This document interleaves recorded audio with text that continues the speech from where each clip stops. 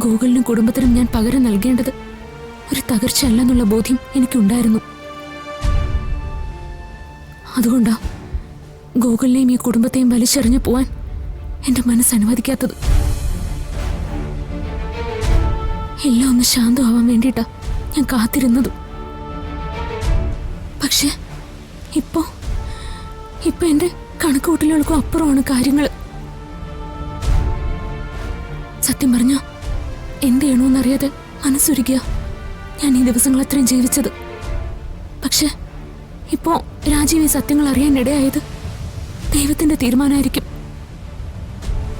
എല്ലാം മതിയാക്കാനുള്ള സമയമായിന്നായിരിക്കണം ദൈവം പറഞ്ഞത്. സച്ചിന്റെ സങ്കടവും വേദനയും ദൈവത്തിന് പോലും താങ്ങാൻ പറ്റുന്നുണ്ടാവില്ല. രാജീവ് പറഞ്ഞതുപോലെ ഈ ആൾമാറാട്ടം അതിവിടെ വെച്ച് നിർത്താം. സച്ചിന്റെ അടുത്തേക്ക് മടങ്ങിപ്പോവാൻ തന്നെയാ എന്റെ തീരുമാനം. ഇന്ന് തന്നെ ഡൗൺലോഡ് ചെയ്യൂ. കാണൂ നിങ്ങളുടെ ഫേവറേറ്റ് ഷോസ്.